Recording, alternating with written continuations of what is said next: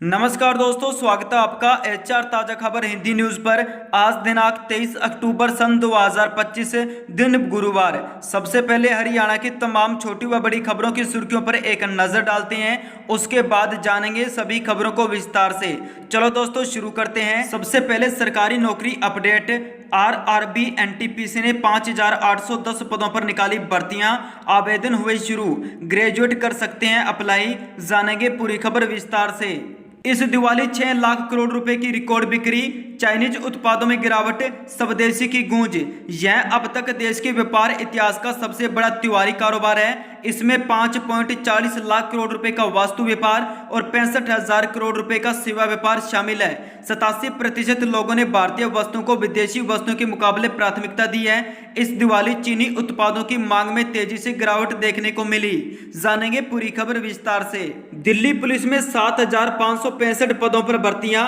Delhi police constable भर्ती online आवेदन की अंतिम दिनांक 31 अक्टूबर तक बढ़ा दी गई है। जो भी विद्यार्थी अभी तक इस फॉर्म को नहीं भर पाए हैं वो 31 अक्टूबर तक इस फॉर्म को भर सकते हैं। इसके लिए क्या डॉक्यूमेंट की जरूरत है, जानेंगे पूरी खबर विस्तार से। दीपावली के बाद दौड़ेगी भारत की पहली हाइड्रोजन ट्रेन, हरियाणा के 2 जिलों के बीच चलाने की तैयारी, जानेंगे पूरी खबर विस्तार से। नवंबर में आ सकता है हरियाणा सीईटी का रिजल्ट।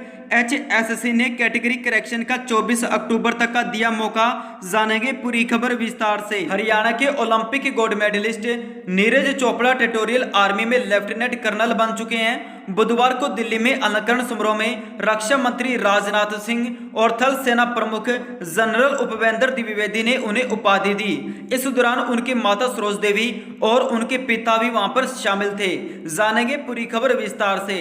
भिवानी की lady teacher Manisha death mystery में बड़ा ट्विस्ट, पिता का दावा, सीबीआई ने बताया ये सुसाइड नहीं मर्डर। AIIMS की पोस्टमार्टम रिपोर्ट पर अहम सबूत, जानेंगे पूरी खबर विस्तार से। छठ पूजा पर हरियाणा से बिहार तक एसी बसें हुई शुरू। अनिल विज बोले बिहार सरकार का अनुरोध माना, यात्रियों की सुविधा और सुरक्षा प्राथमिकता, जानेंगे पूरी खबर विस्तार से। हरियाणा के जिम सेंटर में अब रखनी होगी लेडी ट्रेनर, महिला आयोग करेगा निर्देश। प्रदेश में जिम की विजिट करेगी चेयरपर्सन, जानेंगे पूरी खबर विस्तार से। पंजाब के पूर्व डीआईजी के बैंक लॉकरों की जांच शुरू। चंडीगढ़ के HDFC बैंक के लॉकर सीबीआई ने खुलवाए। प्रॉपर्टी के कागजातों के साथ कितने किलो सोना बरामद हुआ, जानेंगे पूरी खबर विस्तार से। देश के 10 सबसे प्रदूषित शहरों में 8 हरियाणा के। जींद में सबसे ज्यादा पोल्यूशन 421 पर पहुंचा AQI, दिल्ली का 10वां नंबर, जानेंगे पूरी खबर विस्तार से। रोहतक में ASI Sandeep Lathar suicide case में SIT बनी, DSP करेंगे अगुवाई। IPS वाई पूर्ण कुमार की IAS पत्नी और आप विधायक से पूछताछ संभव, जानेंगे पूरी खबर विस्तार से। हरियाणा ओलंपिक संघ के प्रमाण पत्र पर विवाद, खेल विभाग बोला सरकारी नौकरी के लिए मान्य नहीं, ग्रेजुएशन सर्टिफिकेट नहीं बनेगा, जानेंगे पूरी खबर विस्तार से। नूंह में 3 सगी बहनें लापता, 5 दिन बाद भी नहीं लगा कोई सुराग। परिजन बोले 3 लाख रुपए का सोना और कैश भी ले गई, जानेंगे पूरी खबर विस्तार से। फतेहाबाद जिले के कई गांवों में सेमग्रस्त भूमि की स्थिति को लेकर कांग्रेस सांसद कुमारी शैलजा ने चिंता जताई थी। इस मुद्दे को उन्होंने लोकसभा में भी उठाया था। इस पर मुख्यमंत्री नायब सिंह सैनी ने सकारात्मक रुख दिखाते हुए कार्रवाई का आश्वासन दिया है। शैलजा की चिट्ठी पर सीएम ने दिया जवाब, लिखा फतेहाबाद में सेमग्रस्त भूमि में सुधार हो रहा है, 10,000 एकड़ पुनः कृषि योग्य बनेगी, जानेंगे पूरी खबर विस्तार से। हरियाणा IPS वाई पूर्ण कुमार की शोक सभा 26 तारीख को निर्धारित, नाडा साहिब गुरुद्वारे में प्रोग्राम हुआ तय, सभी IPS और IAS अधिकारियों को बुलाएंगे, जानेंगे पूरी खबर विस्तार से। गुरुग्राम में आर्टिफिशियल बारिश की प्लानिंग, AQI 400 के पार, प्रदूषण से बचाव की एडवाइजरी जारी, एंटी स्मोक गन खरीदेगा निगम, जानेंगे पूरी खबर विस्तार से। हरियाणा में न्यूट्रिनिस्ट भर्ती, HPSC ने परीक्षा का सिलेबस बदला, एग्जाम में होंगे 5 मुख्य टॉपिक, आंगनबाड़ी में बेहतर डाइट का लक्ष्य है, जानेंगे पूरी खबर विस्तार से। हरियाणा सीएम ने अपनों के बीच मनाई दिवाली, पैतृक घर में पूजन किया, माता कुलवंत कौर और ताऊ तेजाराम सैनी से आशीर्वाद लिया, जानेंगे पूरी खबर विस्तार से। हरियाणा में दिवाली के दिन बड़े स्तर पर जज बदले गए, ट्रांसफर लिस्ट में 27 नाम, इनमें से 26 को तुरंत चार्ज छोड़ने का आदेश, जानेंगे पूरी खबर विस्तार से। चलो दोस्तों अब सभी खबरें विस्तार से। नवंबर में आ सकता है हरियाणा सीईटी रिजल्ट। एचएससी ने कैटेगरी करेक्शन का 24 अक्टूबर तक का दिया मौका। हरियाणा कर्मचारी चयन आयोग एचएससी ने कॉमन एलिजिबिलिटी टेस्ट सीईटी के अभ्यर्थियों के लिए करेक्शन पोर्टल खोल दिया है, जिसके बाद अभ्यर्थी अपनी कैटेगरी का सर्टिफिकेट अपडेट करके करेक्शन करवा सकते हैं। सीईटी परीक्षा के दौरान चेयरमैन हिम्मत सिंह ने बताया था कि करेक्शन पोर्टल खोलने की प्रक्रिया होने के करीब 15 दिन बाद रिजल्ट जारी किया जाएगा, जिसका अभ्यर्थियों को इंतजार है। बता दें कि एचएससी ने प्रदेश भर के परीक्षा केंद्रों पर 26 और 27 जुलाई को सीईटी एग्जाम आयोजित करवाया गया था। इस सीईटी परीक्षा में करीब 13,48,000 अभ्यर्थियों ने रजिस्ट्रेशन करवाया था। वहीं इनमें से करीब 12,46,000 अभ्यर्थियों ने परीक्षा दी थी। सभी अभ्यर्थियों को रिजल्ट का इंतजार है। सीईटी का रिजल्ट नवंबर महीने में आने का अनुमान था। युवा भी लगातार रिजल्ट को लेकर के सवाल पूछ रहे हैं ताकि उनका इंतजार लंबा ना हो। हालांकि परीक्षा के वक्त चेयरमैन हिम्मत सिंह ने कहा था कि 1 महीने के अंदर रिजल्ट घोषित कर दिया जाएगा, लेकिन अब तक इसके बारे में कोई भी आधिकारिक जानकारी अपडेट नहीं है। 24 अक्टूबर तक खोला करेक्शन पोर्टल। बता दें कि अब एचएससी ने सीईटी के अभ्यर्थियों के लिए करेक्शन पोर्टल 17 से 24 अक्टूबर तक खोल दिया है। अभ्यर्थी 24 अक्टूबर को रात 11 बजे 49 मिनट तक अपने फॉर्म में सुधार कर सकते हैं। आयोग ने एक पब्लिक नोटिस में जारी किया है, जिसमें हाईकोर्ट के 1 जुलाई के आदेश का हवाला देते हुए कहा है कि सीईटी ग्रुप सी 2025 परीक्षा के लिए सुधार पोर्टल खोलने का निर्णय लिया गया है। नोटिस में उम्मीदवारों को सलाह दी गई है कि वे 17 से 24 अक्टूबर के बीच करेक्शन पोर्टल पर जाकर के सुधार कर लें। इसको लेकर के चेयरमैन हिम्मत सिंह ने युवाओं को जानकारी देते हुए निर्देश दिए हैं। जिस भी अभ्यर्थी को कैटेगरी करेक्शन करना है, उनका कैटेगरी सर्टिफिकेट 14 जून से पहले का आवेदन किया हुआ होना चाहिए। वे ही उम्मीदवार पोर्टल पर जाकर के करेक्शन कर सकते हैं। आयोग ने स्पष्ट किया है कि श्रेणी सुधार के किसी भी अनुरोध पर भौतिक रूप से विचार नहीं किया जाएगा। अब बढ़ते हैं नेक्स्ट खबर की ओर। एसएससी ने दिल्ली पुलिस कांस्टेबल भर्ती सन 2025 के लिए आवेदन की लास्ट डेट को आगे बढ़ा दिया है। अब 12वीं पास कैंडिडेट 31 अक्टूबर तक आवेदन कर सकते हैं। आइए जानते हैं कि चयन कैसे किया जाएगा। दोस्तों, आपको बता दें, इंटरमीडिएट पास कर चुके युवाओं के लिए सरकारी नौकरी पाने का बहुत ही सुनहरा मौका है। कर्मचारी चयन आयोग ने दिल्ली पुलिस कांस्टेबल भर्ती सन 2025 के लिए आवेदन की लास्ट डेट को आगे बढ़ा दिया है। 12वीं पास अभ्यर्थी अब 31 अक्टूबर तक आवेदन कर सकते हैं। पहले अप्लाई करने की अंतिम तारीख 21 अक्टूबर थी। अभ्यर्थी आयोग की आधिकारिक वेबसाइट ssc.gov.in पर जाकर के आवेदन कर सकते हैं। इस भर्ती प्रक्रिया के जरिए दिल्ली पुलिस में कांस्टेबल के कुल 7,565 पदों को भरा जाना है। इन पदों के लिए महिला और पुरुष दोनों कैंडिडेट अप्लाई कर सकते हैं। कुल पदों में पुरुषों के लिए 5,069 पद और महिलाओं के लिए 2,096 पद। वहीं पुरुष पूर्व सैनिकों के लिए 285 सीटें और पूर्व सैनिक कमांडो के लिए 376 सीटें आरक्षित करवाई गई हैं। आवेदन करने वाले कैंडिडेट का किसी भी मान्यता प्राप्त बोर्ड से 12वीं पास होना अनिवार्य है। वहीं अप्लाई करने अभ्यर्थी की उम्र 18 वर्ष से 25 वर्ष के बीच होनी चाहिए। आवेदन की उम्र की गणना 1 जुलाई सन 2025 से की जाएगी। वहीं आरक्षित कैटेगरी के अभ्यर्थियों को अधिकतम उम्र सीमा में छूट भी दी गई है। इस भर्ती के लिए आवेदन फीस 100 रुपये निर्धारित करी गई है। अभ्यर्थी एसएससी की आधिकारिक वेबसाइट ssc.gov.in पर जाएं। होम पेज पर दिए गए अप्लाई टैब पर क्लिक करें। अब डिटेल दर्ज करें और रजिस्ट्रेशन करें। एप्लीकेशन फॉर्म भरें और डॉक्यूमेंट्स अपलोड करें। फीस जमा करें और सबमिट करें। कांस्टेबल पदों पर आवेदकों का चयन सीबीटी परीक्षा, PET physical management test, PMT और मेडिकल एग्जामिनेशन के जरिए किया जाएगा। सीबीटी एग्जाम का आयोजन दिसंबर या जनवरी में किया जा सकता है। इसमें सफल कैंडिडेट की आगे ही चयन प्रक्रिया में शामिल हो पाएंगे। अब बढ़ते हैं नेक्स्ट खबर की ओर। देश की पहली hydrogen train Jind Gohana Sonipat track पर चलने के लिए तैयार है। भारत, जर्मनी, फ्रांस, स्वीडन और चीन के बाद इस तकनीक को अपनाने वाला दुनिया का 5वां देश बनेगा। जींद में इसके लिए आधुनिक हाइड्रोजन प्लांट बन रहा है और इंजन भी तैयार हो चुका है। दोस्तों, आपको बता दें, यह ट्रेन दुनिया की सबसे लंबी और ताकतवर हाइड्रोजन ट्रेन होगी, जो 2,638 यात्रियों को ले जा सकेगी और 110 से 140 किलोमीटर प्रति घंटे की रफ्तार से दौड़ेगी। Hydrogen train hydrogen fuel cell तकनीक पर आधारित है। इस ट्रेन से केवल पानी और भाप निकलेंगे, जिससे प्रदूषण बिल्कुल भी नहीं होगा।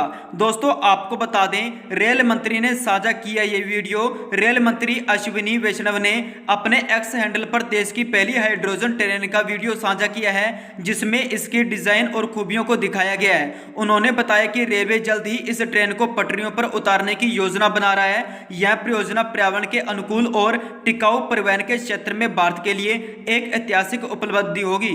दोस्तों आपको बता दें, भारतीय रेलवे सूत्रों के मुताबिक यह ट्रेन दुनिया की सबसे लंबी और शक्तिशाली हाइड्रोजन चालित ट्रेन होगी। इसका कोच चेन्नई स्थित इंटीग्रल कोच फैक्ट्री में तैयार हुआ है और हाल ही में इसका प्रशिक्षण सफलतापूर्वक पूरा कर लिया गया है। 1200 हॉर्स पावर की यह ट्रेन भारत को हाइड्रोजन ट्रैक तकनीक में अग्रणी बनाएगी। हाइड्रोजन ट्रैक फॉर हेरिटेज पहल के तहत रेलवे 35 हाइड्रोजन ट्रेनें चलाने की योजना बना रहा है, जिसमें से प्रत्येक की लागत लगभग 80 करोड़ रुपए होगी। विरासत और पहाड़ी मार्गों के लिए बुनियादी ढांचे के विकास पर प्रति मार्ग 70 करोड़ रुपए खर्च होने का अनुमान है।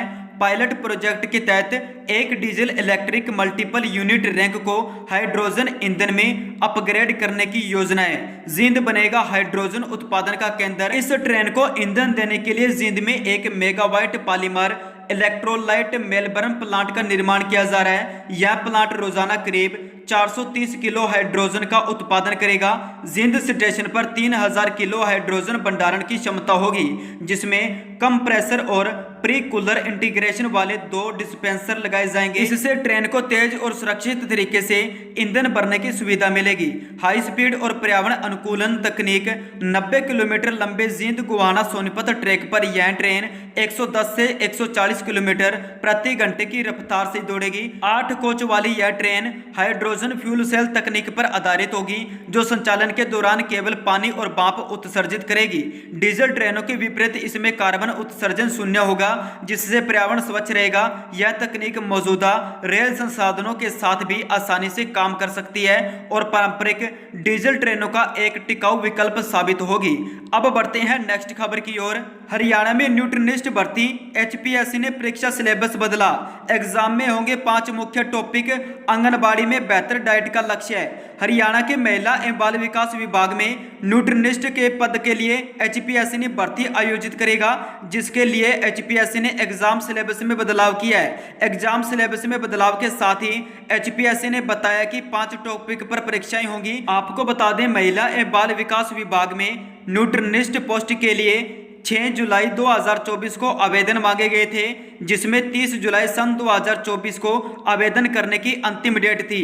यह पद केवल महिला के लिए रिजर्व है, जिसके लिए एमएससी गृह विज्ञान योग्यता निर्धारित की गई थी। एचपीएससी ने अब इसमें नॉलेज और स्क्रीनिंग टेस्ट के लिए परीक्षा का सिलेबस में बदलाव करते हुए नया सिलेबस जारी किया है। सिलेबस के मुख्य टॉपिक गृह विज्ञान, शिक्षा का अर्थ, परिभाषा, कार्यक्षेत्र, उद्देश्य एवं इतिहास। संबंधित विषय का ज्ञान होना बहुत जरूरी है। उपभोक्ता की परिभाषा, अर्थ एवं आवश्यकता, खाद्य पदार्थों के पोषक मूल्य को बढ़ाने की विभिन्न विधियां, फोर्टिफिकेशन, विद्यार्थी के लिए अनुदेशात्मक रणनीतियां। न्यूट्रिनिस्ट तय करेंगे अब आंगनवाड़ी में डाइट। हरियाणा की आंगनवाड़ी में पोषण विशेषज्ञ न्यूट्रिनिस्ट बच्चों और महिलाओं के लिए डाइट तय करेंगे।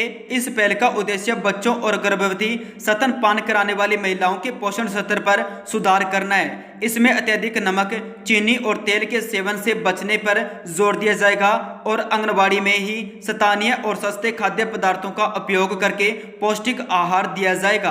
अब बढ़ते हैं नेक्स्ट खबर की ओर। हरियाणा में जिम और फिटनेस सेंटरों पर अब लेडी ट्रेनर रखना होगा अनिवार्य है। हरियाणा महिला आयोग की चेयरपर्सन रेनू भाटिया ने पंचकुला में बुधवार को एक बयान में कहा कि महिलाओं की सुरक्षा और सुविधा को देखते हुए आयोग यह आदेश जारी करेगा। इसके लिए तैयारियां पूरी हो चुकी हैं। उन्होंने कहा कि उत्तर प्रदेश राज्य महिला आयोग यह फैसला पहले ही ले चुका है। अब उसी तर्ज पर हरियाणा में भी व्यवस्था लागू की जाएगी। इसके लिए जिम संचालकों को एक निश्चित समय दिया जाएगा। इसके बाद भी यदि आदेश नहीं माना गया तो ऐसे जिम संचालकों के खिलाफ सख्त कार्रवाई की जाएगी। महिला आयोग चेयरमैन पर्सन ने 3 बातों पर कही बात। बड़ी शहरों में विशेषज्ञ फोकस रहेगा।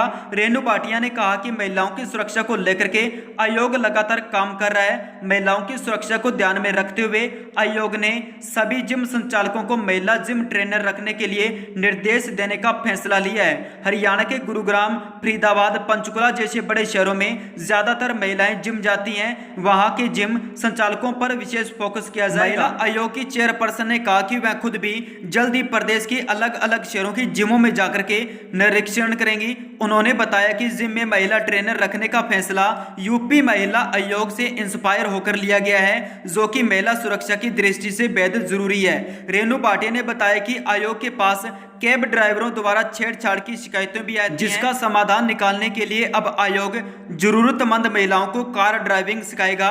इससे महिलाएं भी कैब ड्राइविंग का कार्य कर सकेंगी और कामकाजी महिलाओं को उनके कार्यस्थल तक छोड़कर उन्हें सेफ फील करवा सकेंगी। अब बढ़ते हैं नेक्स्ट खबर की ओर। हरियाणा के नए पुलिस महानिदेशक डीजीपी ओपी सिंह ने पुलिस कर्मियों और अधिकारियों को चौथा लेटर जारी किया है। इस लेटर में उन्होंने प्रदेश के थानों में तैनात सभी SHO, DSP, AACP, SP, DCP, CP, IG, ADG range के अधिकारियों से कहा है, मैं चाहता हूं कि आप यह समझे कि सरकार दफ्तर लोगों के पैसे से बने हैं। ये उनकी सहायता और उनकी समस्याओं के समाधान के लिए है। मेरा मानना है कि पब्लिक डीलिंग एक बेहतरीन कला है। इसका संबंध आपके ऑफिस के डिजाइन, सॉफ्ट स्किल और प्रबंधन क्षमता से है। सबसे पहले अपने ऑफिस की टेबल का साइज छोटा करें। अपनी और विजिटर्स की कुर्सी एक जैसी करें। अपनी कुर्सी पर तौली का इस्तेमाल बिल्कुल न करें। इसका कोई मतलब नहीं है। जिन्हें पब्लिक डीलिंग की समझ नहीं है उन्हें चौकी थानों से हटा दिया जाएगा। डीजीपी ने लेटर में लिखा कि अगर आपके ऑफिस में कोई कॉन्फ्रेंस हॉल है तो विजिटर्स को वहां बिठाएं। अगर नहीं है तो अपने ऑफिस के एक बड़े कमरे को विजिटर्स रूम बनाएं। वहां पर प्रेमचंद, दिनकर, रेणु जैसे साहित्यकारों की किताबें रखें। एक व्यक्ति को नियुक्ति करें जो कि चाय पानी पूछे और परोसे। एक व्यवहारिक और कुशल पुलिसकर्मी को नियुक्ति करें जो उनसे उनके आने के लिए उद्देश्य और समस्याओं के बारे में अनौपचारिक रूप से बात करके उन्हें सहज महसूस कराए। मेट्रो स्टेशन प्रोटोकॉल फॉलो करें। उन्होंने कहा कि लोगों को गेट से विजिटर्स रूम तक पहुंचने के लिए मेट्रो रेल स्टेशन के प्रोटोकॉल की तरह फुट स्टेप्स साइनेज अपनाए। डीएवी पुलिस पब्लिक स्कूल के इच्छुक छात्रों को स्टीवर्ड की ट्रेनिंग दें। उन्हें विजिटर्स को गेट पर रिसीव करने और उन्हें विजिटर्स रूम तक पहुंचने में सहायता करने के स्वयं सेवा के काम में लगाएं। परेशान लोगों को भटकना नहीं पड़ेगा और बच्चों को सॉफ्ट स्किल और संवेदनशीलता की ट्रेनिंग मिलेगी। थाने के कॉन्फ्रेंस हॉल में लोगों में मिले। उन्होंने आगे लिखा कि अगर कॉन्फ्रेंस हॉल है तो लोगों से वही मिलें जिनकी बारी हो। उन्हें पास की कुर्सी पर बैठाएं। जब लोग अपनी बात रख रहे हो तो मोबाइल दूर रखें और उनकी बातों को ध्यान से सुने। समस्या ठीक से फ्रेम करने में उनकी मदद करें। जिस भी पुलिसकर्मी को इनका काम करना है इनका मोबाइल नंबर नोट करा दें। उन्हें कहें कि वे कपल मिनट से संपर्क करें। हफ्ते में 3 में से 1 कार्रवाई करें। डीजीपी ने कहा कि 1 हफ्ते के अंदर 3 में से 1 कार्रवाई कर दें। एक अगर मुकदमा बनता है तो दर्ज कर दें और दूसरा शिकायत सिविल नेचर का हो तो थाने के कंप्यूटर से ही सीएम विंडो में दर्ज करा दें। हो सके तो संबंधित अधिकारी को फोन भी कर दें। तीसरा, अगर शिकायत झूठी हो और राजीनामे में रपट दर्ज कर उनकी एक कॉपी चेतावनी के तौर पर कपलमेंट को दे दें। अगर झूठी शिकायत का आदी हो तो मुकदमा दर्ज कर कार्रवाई करें।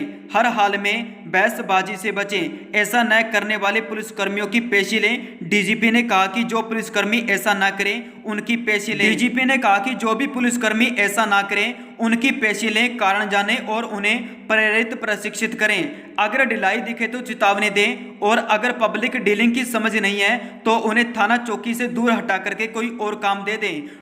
उन्होंने कहा कि बढ़ई को हलवाई का काम देने में कोई भी बुद्धिमानी नहीं है। याद रखें कि पुलिस एक बल है और सेवा भी।